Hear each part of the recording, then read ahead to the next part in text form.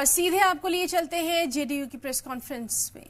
नहीं हो, यानी कि रेट्रोस्पेक्टिव वे में ना होकर के प्रोस्पेक्टिव वे में ये प्रभावी होगा। यानी कि जो चीजें जैसी हैं वहां से नहीं, बल्कि जब ये बिल एनेक्टेड हो जाएगा महामहिम के हस्ताक्षर के बाद, उसके बाद से इस बिल के प्रावधान प्रभावी होंगे।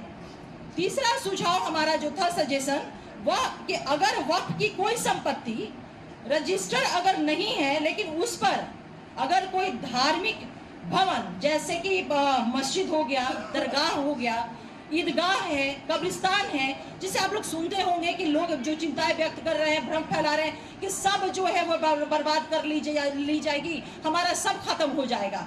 लेकिन इस बिल के माध्यम से जो हमने सुझाव दिया है, इनकॉर्पोरेट हुआ है, ये माननीय मुख्यमंत्री नीतीश कुमार जी की गारंटी के रूप में न सिर्फ बिहार में बल्कि पूरे देश के अकलियत समाज को ये मिला है कि उनके ये भवन जो है कहीं से भी इनके साथ छेड़छाड़ या किसी भी तरह का उसके साथ नहीं किया जाएगा।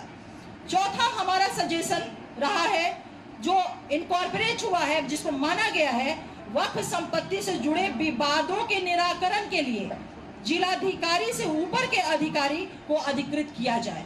इसको भी शामिल कर लिया गया है इस बिल में, जो हमने सुझाव दिया था। पांचवा हमारा सुझाव और अंतिम सुझाव कि वक्फ बोर्ड की संपत्ति के डिजिटलाइजेशन के लिए, जिसको हम बोलचाल की भाषा में हम लोग कह रहे हैं कि पोर्टल पे रजिस्ट्रेशन की बात कर रहे हैं, तो उसके लिए 6 महीने का जो समय बिल में था, हम लोगों ने इस चीज को सुझाव दिया था कि इस समय सीमा को बढ़ाई जाए, और हमारे इस सुझाव को मान लिया गया। ये हमारे 5 महत्वपूर्ण सुझाव थे जिसकी मैंने आपके समक्ष चर्चा की है। इनको जब बिल में इंट्रोड्यूस कर लिया गया, इनको बिल में इनकॉर्पोरेट किया गया, तब जाकर के हमारी पार्टी जनता दल यूनाइटेड ने बिल का समर्थन किया है। दूसरी बात मैं कहना चाहती हूं आप लोगों से कि हैरानी होती है विपक्ष की बातों को सुन करके, हैरानी होती है कि इस विषय पे विपक्ष जिस तरह से बातों को कह रहा है, यह राष्ट्रीय जनता दल कह रहे हैं कि हम सुप्रीम कोर्ट माननीय सर्वोच्च न्यायालय जाएंगे। अरे भाई, आप लोगों को मैं बता दूं कि यह राष्ट्रीय जनता दल जो कहीं ना कहीं पुनः जो इनका कैरेक्टर रहा है तुष्टीकरण की, वो पुनः चाहते हैं इस चीज को, क्योंकि राष्ट्रीय जनता दल ने जेपीसी के समक्ष अपने किसी तरह का सुझाव दिया ही नहीं बिल के मद्देनजर। ये सबसे बड़ी बात है।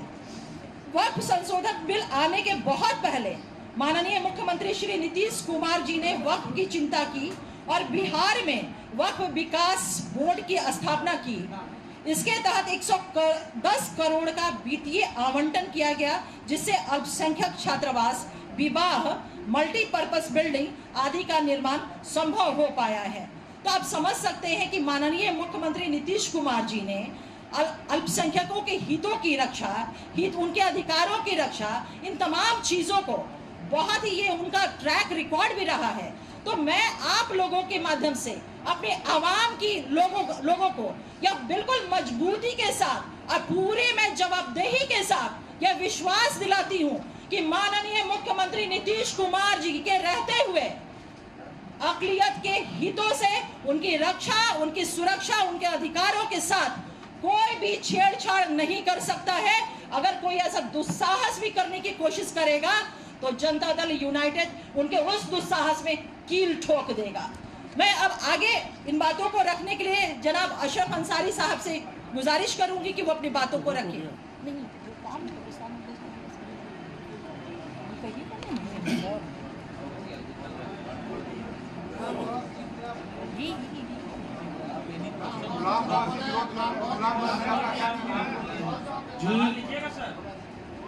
प्रेस रिलीज आप लोगों को सब। अशरफ साहब, आपने कहा कि 5 सुझाव हमने दिए थे वो मान लिए गए, या उल्लेख इसमें आपने किया है। क्या आपने ये सुझाव दिया था कि 2 हिंदू मेंबर होनी चाहिए, या उस पर आपको इतराज नहीं है? आप चाहते हैं, जनता दल यूनाइटेड ये चाहती है कि धार्मिक मामलों में, मुसलमानों के वक्त वाले मामले में 2 हिंदू गैर मुस्लिम मेंबर हो, इससे आप खुश हैं? क्या ये सुझाव आपने? माननीय मुख्यमंत्री श्री नीतीश कुमार जी अल्पसंख्यक समाज के हितों की रक्षा करते रहे हैं और आगे भी करते रहेंगे। कोई बात हो जाएगी इधर उधर की, उससे कोई फर्क नहीं पड़ता है। नीतीश जी ने तो मैं आपसे पलट करके पूछना चाहता हूं कि यूपीए की सरकार 10 साल तक रही थी, क्या जकिया जाफरी को इंसाफ दिला सके? आप देखिए भागलपुर दंगे को क्या इंसाफ दिला सके। बिल्किस बानो को भी नहीं मिला, आपके लाइन है, ये जवाब दीजिए। आप चाहते अरे आप माननीय मुख्यमंत्री श्री नीतीश कुमार जी ने हुनर योजना चलाई, उन्होंने सारा बीपीएससी के माध्यम से आपको डीएसपी बना रहे हैं, आप सारा कुछ बना रहे हैं, सब अल्पसंख्यकों को सारा कल्याण का काम कर रहे हैं। बस धन्यवाद, थैंक यू।